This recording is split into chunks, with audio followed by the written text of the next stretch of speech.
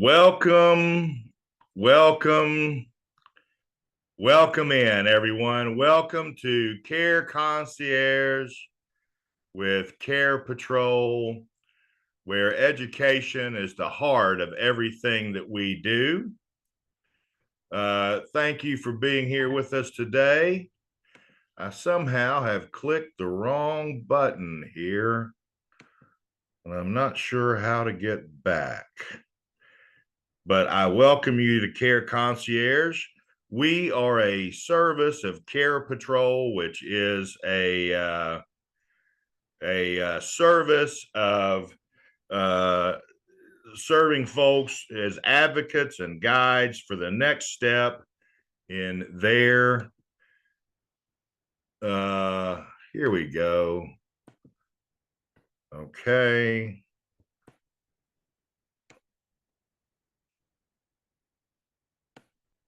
Let's see.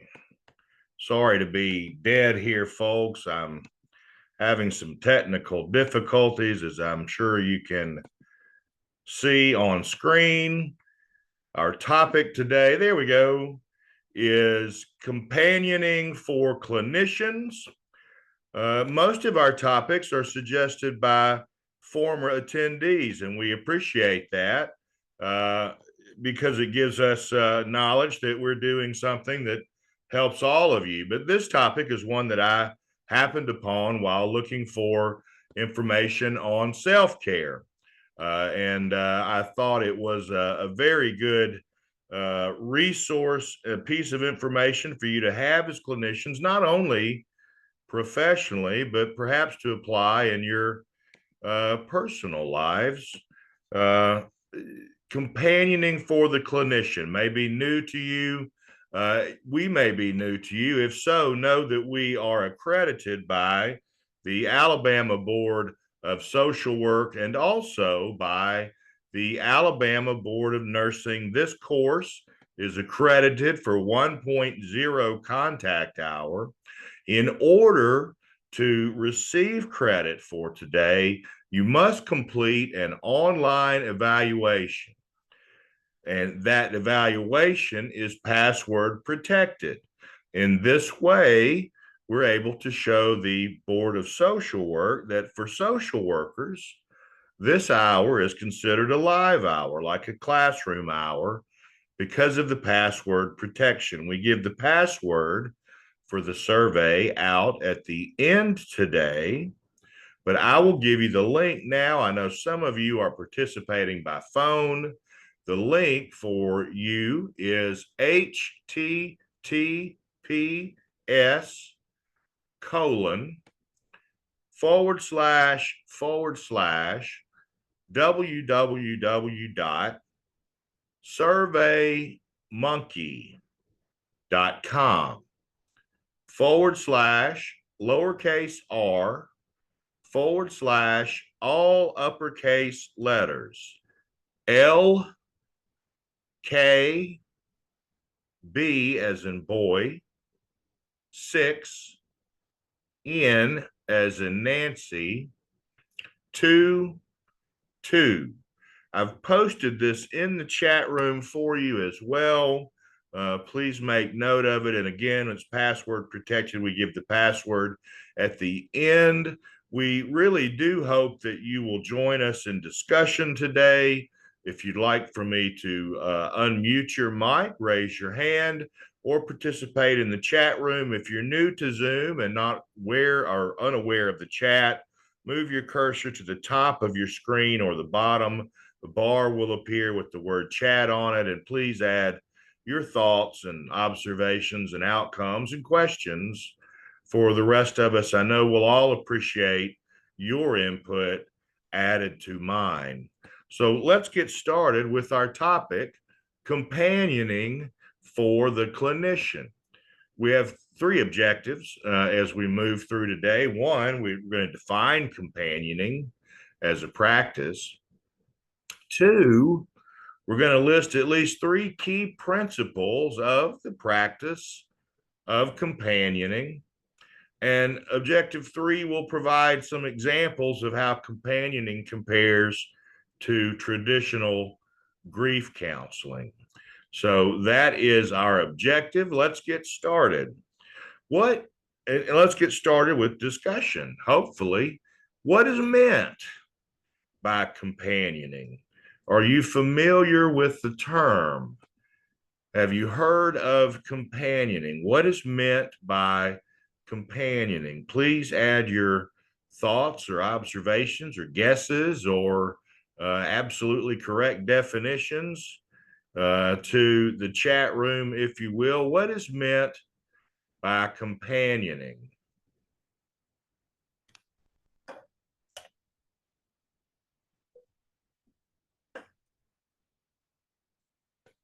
Oh, and let me make uh, teamwork, says Marty Tyra Newton. Thank you. Supporting, says Candace Morrow.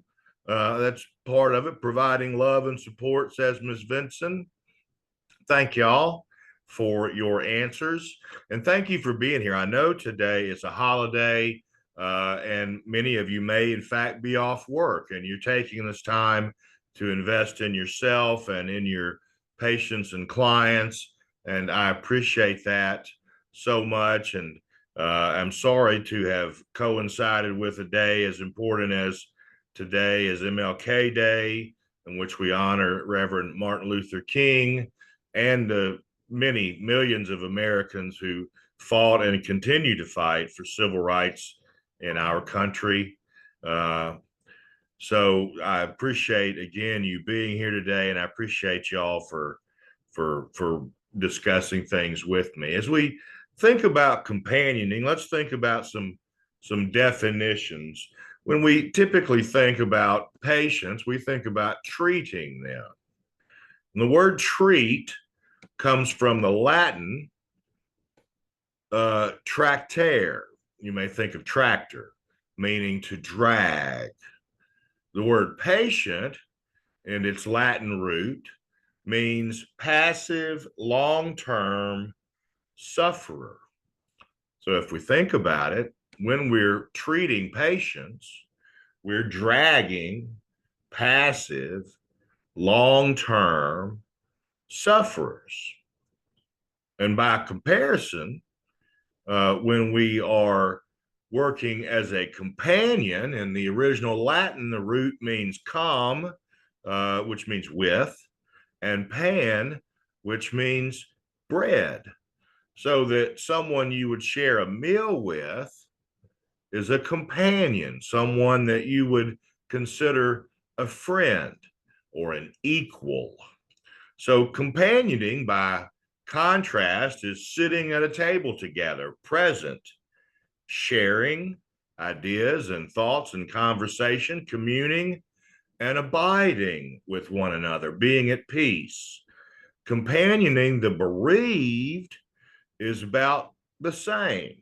It's about being totally present for the mourner, just as you would be when dining with someone. And I think we all know from experience that you really get to know someone better once you've shared a meal with them.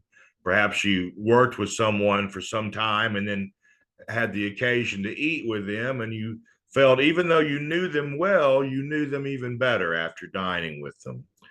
Companioning about the bereaved is about being present as you would with someone dining, but it's about more than that.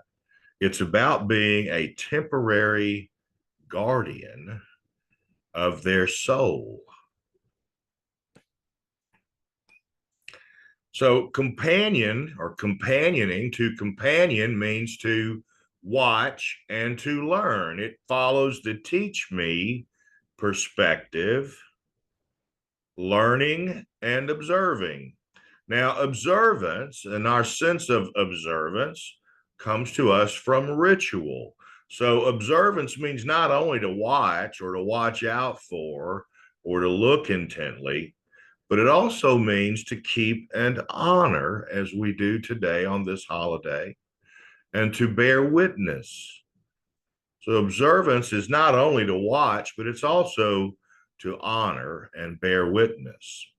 So the ability of you as a clinician to become aware of this need to learn rather than to teach is the essence of companioning. Companioning is not being a guide, it's the opposite. It's the awareness of the need to learn as opposed to the need to teach and be the expert. The awareness of the need to learn is the essence of companioning, and the art of bringing comfort to another person by becoming familiar with their story and being truly present to their intimate pain is companioning. It's a conscious act, the act of showing up and being present. It's about embracing things with curiosity, and it's about removing blame and judgment and doubt. In fact, it's about building on strengths instead of trying to fix. So then I would ask y'all, could this companioning, as we've described it, give us a different or a new framework for dealing with grief? Could this companioning definition give us a new or better or different framework for treating, let's say, grief?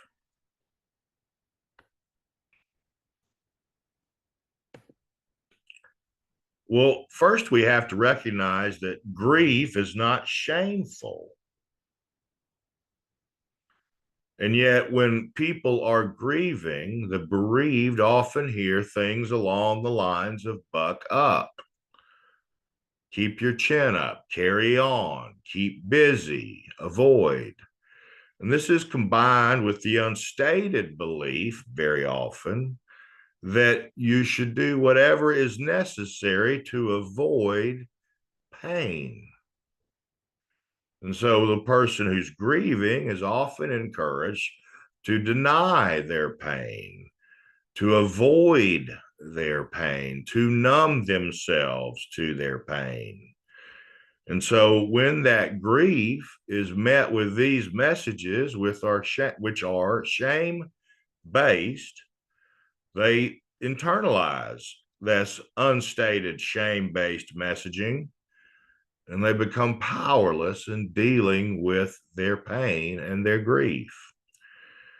Internalizing the belief that mourning is somehow wrong is to deny nature. And it puts us at risk for living in the shadow of grief ever after.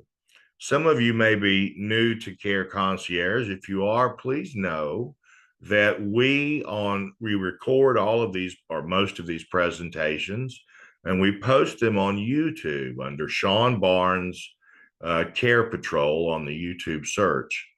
You'll find our channel there, and on that channel are about 110 recorded CEUs that you can take for credit, and among those is one on complicated grief, which we did not too long ago. And so complicated grief is the end point of someone who doesn't have the capacity to deal with their grief in a healthy manner. So suffering doesn't mean that something is wrong. Thomas More, who wrote The Care of the Soul, the guide for cultivating depth and sacredness in everyday life, and I believe this is a 19th century text, said, the basic intention in any caring, physical or psychological, is to alleviate suffering. But in relation to the symptom itself, observance means, first of all, listening and looking carefully at what is being revealed in the suffering. An intent to heal can get in the way of seeing. So if we're attempting to heal or treat someone's grief, to drag them along, we're taking away the opportunity for them to integrate this loss into their life and move forward. To be truly healing, then, we must be able to share another's pain, the pain of grief, while also realizing there is nothing as a companion that we can do to relieve it. We are not responsible for it. And all the while, we have to empathetically try and understand what it feels like. It requires a great deal. But the paradox of entering into this pain lies in the truth that as you affirm someone's feelings of suffering, you are also affirming their eventual capacity to move beyond those feelings, and you are enriching yourself. So, how might companioning then be applied to those who are in mourning? How might companioning be applied to those in mourning? I'm sure you have some ideas. If you care to share, we'd love to see your thoughts. How might companioning be applied to those in mourning? Well, to be bereaved, again from the Latin, is to be torn apart. There's no pill we can take and no surgery that can reassemble us. The role of suffering here, though, is misunderstood. Normal thoughts and normal feelings that result from loss are seen as unnecessary and inappropriate. Thank you, Miss Calder, just to sit down and listen. That's correct. People are perceived as doing well with their grief and are considered then strong and under control. But it's only in gathering the courage to move toward and into that pain that we are able to heal anyone. Grief is deeply personal. It presents uniquely from one person to the next and from one loss to the next. For example, the loss of a beloved family pet is different than the loss of a beloved family member. So grief is not only unique to the person, but unique to the situation, and therefore requires a unique approach to the client and the situation each and every time.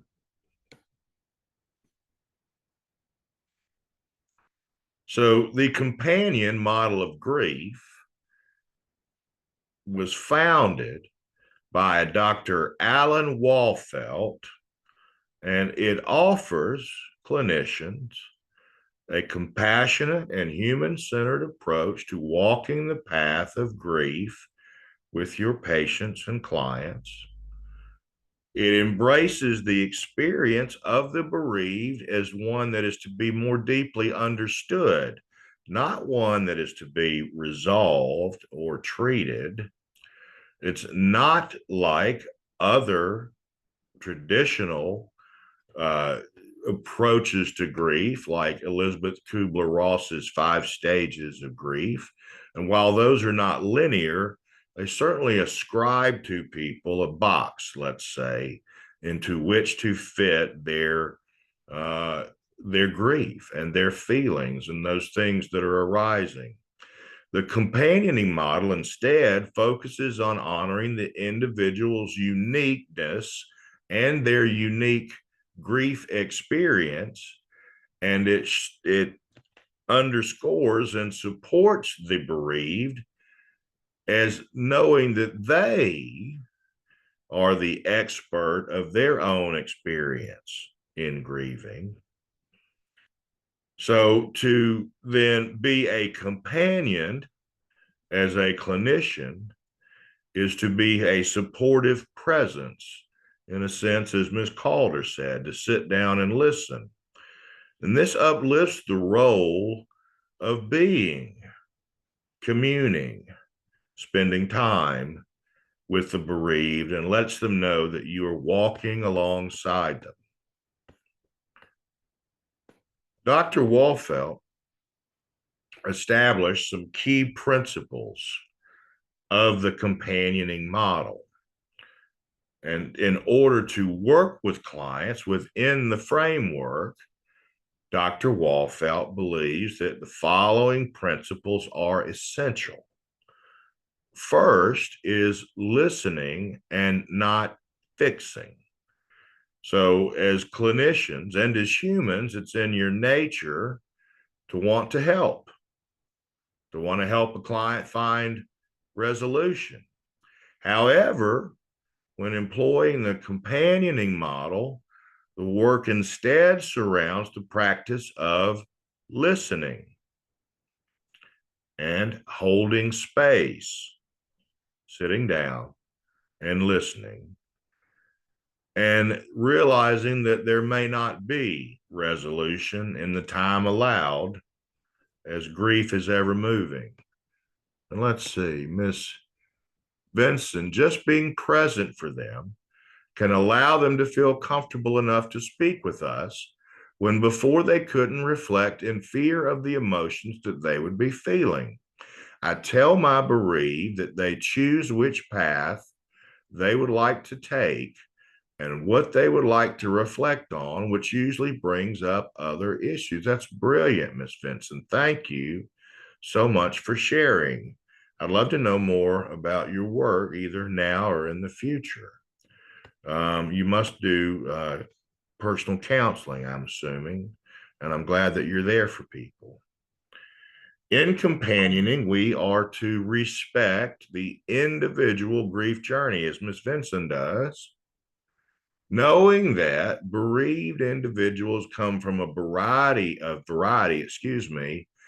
backgrounds and cultures and cultural beliefs and lived experiences.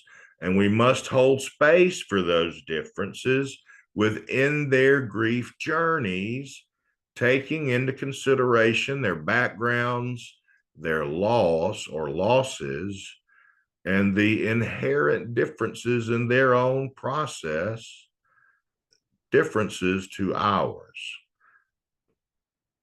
It's about presence over prescriptions. So companioning requires you, the clinician, to sit with discomfort, to sit with deep sadness, to sit with anger, to sit at times with suicidal thoughts, and much more, without trying to fix or treat. And in doing this, as Miss Vincent, I'm surely has learned and knows, a deep trust is formed, and a deep trust is given to the bereaved to discover their own journey, which is essential to their healing process. And it's about creating a space for grief. So if you hear in the midst of sitting and listening, the questions, is this normal or am I crazy? Know that you are seeing the signs of the formation of a deep trust that's existing within the therapeutic relationship that you've established. It's a sign that a safe space is being or has been created. And this space is facilitated through your sitting and listening and being present and being compassionate and being curious. And it allows the bereaved to process with you then as a safe sounding board, someone who is free from judgment. It is also about not pathologizing grief. So clients often seek normalization in their grieving process. They want to know that they're on the right track. So if we can see clients and support them in seeing grief as a natural response rather than a disorder, and that they are indeed on the right track, then we can help them to move forward. Let's see, we have a new message from Candace Morrow, who says, I think it's also important to stress that bereavement is not on a time clock. Normalcy needs to be placed on it taking longer for some to grieve than others. That's great. Thank you, Ms. Morrow. And that's perfectly said. What do clinicians then need to know about implementing the companioning model? What do clinicians need to know about implementing the companioning model?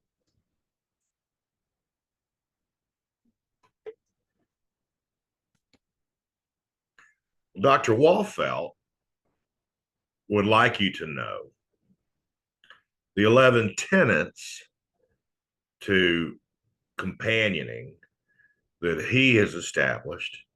And by following these, I think you would arrive at the correct approach. Tenet 1 is being present to another person's pain. Companioning is not about taking away the pain, but it's rather about being present. And tenet 2, companioning is about going with the bereaved into the wilderness of their soul, and knowing that you are not responsible for finding the way out. Tenet 3, when companioning, the process is about honoring the spirit, not analyzing with the head. It's about listening with the heart, not analyzing. It's about bearing witness to the struggles of others, not about judging those struggles and not about directing those struggles. Tenet 6, companioning is walking alongside, not about leading. It is about discovering silence and not filling every moment with words, sitting and listening, as was stated earlier. Tenet 8, companioning is being still. It's not about trying to push things frantically forward. As Ms. Morrow said, there is no timeline we're trying to meet. Tenet 9, companioning is about respecting disorder and confusion and chaos. It is not about imposing order and logic and framework. Tenet 10, companioning is about learning, not teaching. And tenet 11, when employing compassionate curiosity in companioning, you are showing that it is not about expertise, but rather about curiosity of what it could be and what it is to the person with whom you are working. So how does, now that we've discussed it somewhat, how does companioning differ from traditional grief therapy? How does companioning differ from traditional grief therapy? And I think those of you who've answered could respond to that just in your own experience and what you stated so far. So how it differs then, how companioning, the grief model, differs from traditional grief counseling, is that the guiding role of the companion is, I am not the expert on your grief. You are. Why don't you tell me about your experience? And we will walk this journey together. Jennifer Calder says it's allowing the client to dictate where the discussions go. It is, as we just stated, we were thinking alike. The companioning model then differs from traditional grief counseling in that the traditional role of the clinician in grief counseling views the clinician as the role of the expert. Companioning shifts the clinician from being in the role of the expert to being the role of companion, of support, of placing the bereaved in the role of expert of their own experience, not imposing an experience upon them. It's about process over treatment and resolution. So traditional therapy would create a very structured format and treatment plan for discharge through measuring outcomes. In companioning, you're emphasizing the ongoing therapeutic relationship. As regards timelines, to Ms. Morrow's point, in the traditional sense, treatment works along a timeline with measurable outcomes related to a resolution. Whereas in companioning, we recognize the lack of end to the grief timeline, making space for a lifelong and ongoing series of grief experiences that will dissipate surely over time unless one moves into chronic grief or complicated grief. So techniques for you as clinicians when attempting or trying to employ or using the companioning model is that sitting and listening as a description isn't necessarily wrong. It is certainly that, but it employs a great deal of intention. And this technique often pushes against traditional therapy. So the following, used intentionally, create a safe space where grievers feel comfortable going deeper.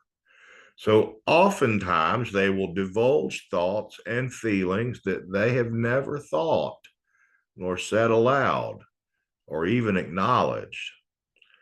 Active listening may also include reflective listening, which is asking open-ended questions or acknowledging the existence of the statements of the answers to those questions. It involves companioning, involves in using it, an emotional presence be brought. So you have to be empathetic and open to each encounter. Unlike traditional therapy, in companioning, genuine empathetic responses are rooted in one's own lived experience. And this is a powerful tool for you to employ as a therapist and companion, your own lived experience. Companioning draws that from you, unlike traditional therapy. Companioning offers a validation of experience. And within grief, individuals, as we see, need to feel seen and understood and validated because grief is isolating. So with a companioning relationship, consistent validation is often sought, and it's deeply impactful when you award that validation to the griever, to the bereaved. Companions do not provide directive support. They do not offer direct solutions for the issue. Rather,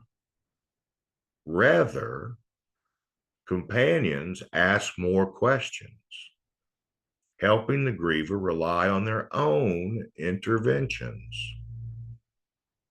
And companions follow the lead of the bereaved. Grief is unpredictable, and each encounter may be vastly different than the last. Lacey Vinson says therapy uses the therapist to discuss where the treatment plan goes And companioning, you're allowing the bereaved to decide where they would like the conversation to go and how fast they want to move through their journey. Yes, thank you. So then, do we feel like the companioning model offers value? Do we feel like the companioning model offers value to the bereaved, to the grieving? And how? Does the companioning model offer value? Well, we know it's a clear departure from a typical therapeutic modality, but its methods and effectiveness are backed by research and by observation. Dr. Walfeld established the Center for Loss in 1985. So here we are at 40 years of studies and research that show a strong therapeutic relationship is developed in companioning, and that a strong therapeutic relationship is one of the most critical predictors of successful outcomes in as much as 30% of those treated. In a recent survey, clients reported feeling more understood and validated when they were working with a companion, which led to significant improvement and healing.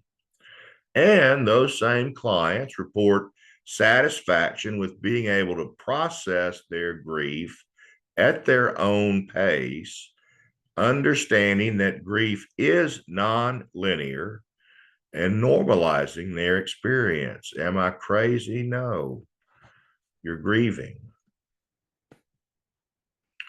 So sometimes then, when companioning, when sitting and listening, observing, honoring, it may seem as if you're doing very little, but it inspires an attribute of the soul, both your soul and that of the bereaved. It inspires wisdom.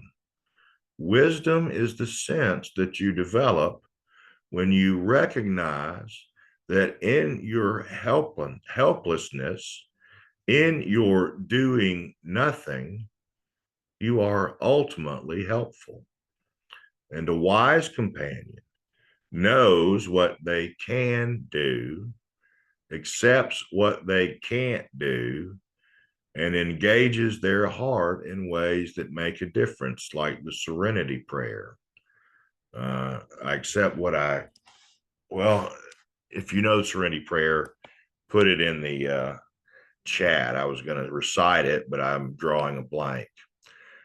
In fact, it leads us to the next question. What is meant by unknowing?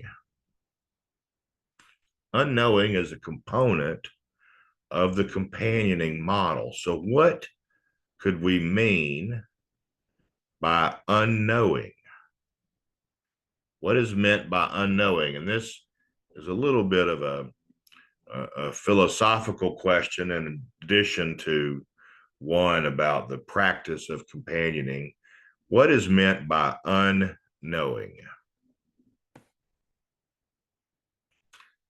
Well, in providing any response to pain and certainly grief, one must discover and nurture a quality, or rather two qualities, that exist within us at all times. One is humility, and the other is unknowing. It is disavowing ourselves of beliefs that things should or ought to be a certain way. It is being present and open without judgment, without naming or defining or identifying. It is being open, open of mind, open of heart, not absent, but clear and focused. Attentiveness to the moment, attentiveness to now.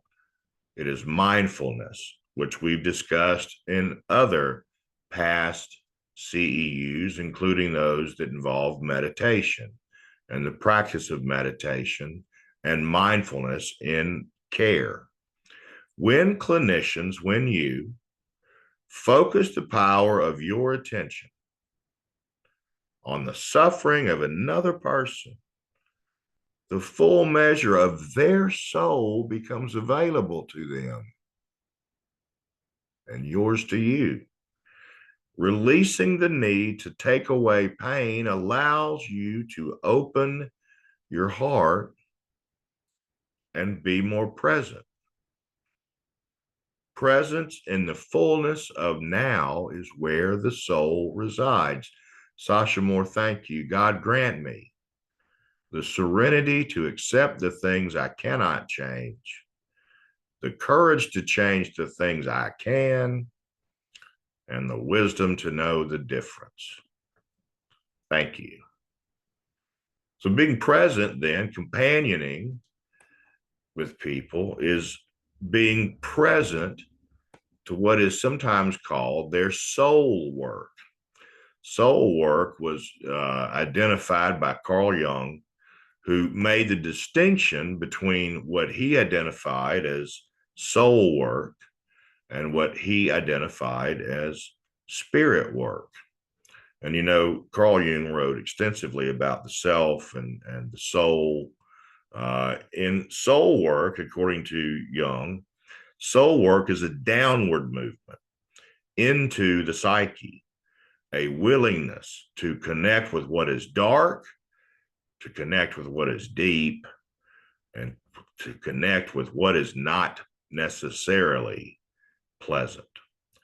It's being willing then as a companion to descend with the bereaved into their soul work.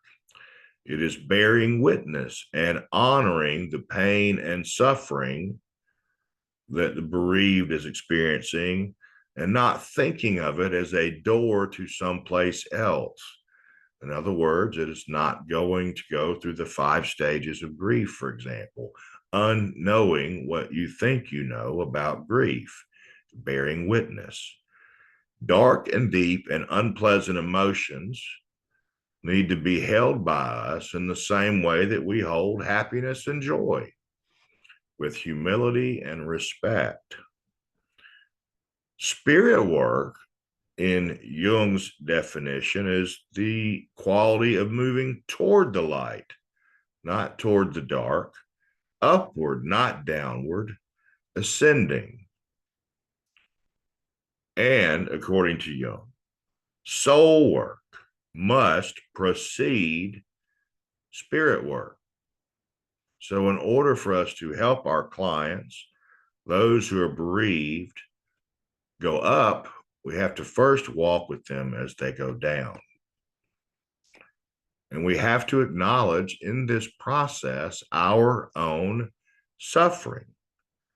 We have to be open to the presence of suffering within us and the thoughts that will challenge us on this journey, such as, can I really help this person? Is the pain of loss somehow affecting me in a negative way? Touching me, touching my own losses, bringing them to bear? If I reach out to support this person, what will happen to me? And as you ponder these questions, it's easy to see that being present for the suffering of others seems difficult.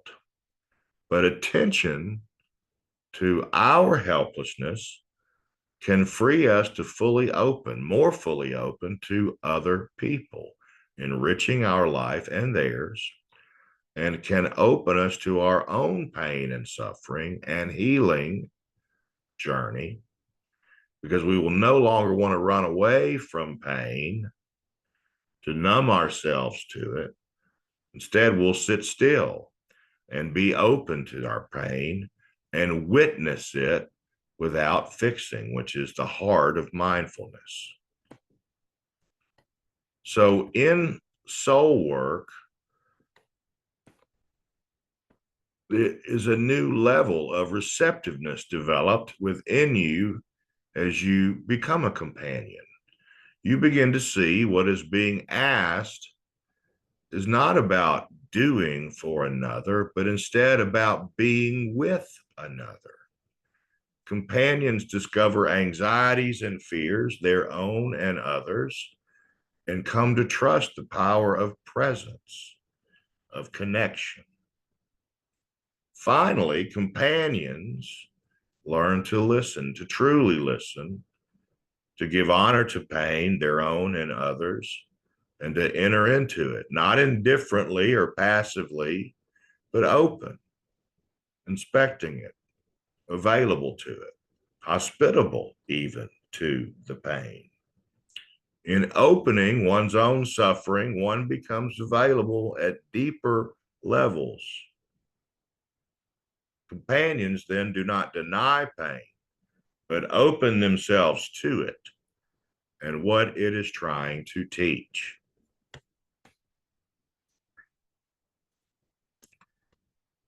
The companioning model of grief, as we discussed throughout, was founded in 1985 by Dr. Alan Walfelt, and he created at that time the Center for Loss and Life Transition.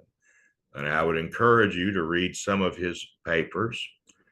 He's dedicated his career and life to the model of companioning for grief, in walking with other people and teaching this skill to other clinicians and through hospices and hospitals, etc.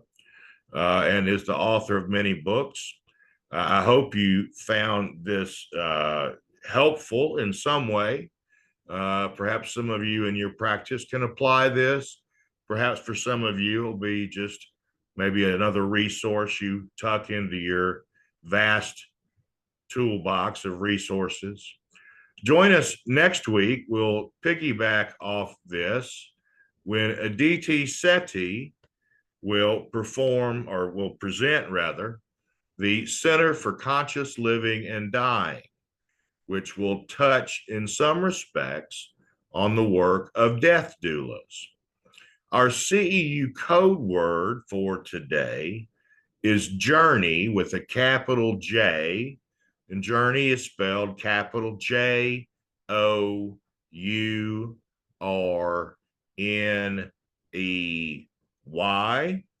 I'll read for those of you again in case you've missed it. Our evaluation link. You must do the evaluation in order to receive credit for today. And that evaluation is located at https://www.surveymonkey.com/uppercase letters L, K, B as in boy, 6, N as in Nancy, 2, 2. And I have put the code word and the link into the chat. Thank you so much for being here today. Thank you, Ms. Vinson, for your kind words. I'm glad this has been enjoyable and enlightening for you, and I hope you will join us in the future. Let's see, in the second half of February, we'll be doing another course on supervision for social workers to meet that. And we thank you so much for being here today. Enjoy the holiday, stay warm, and have a great week.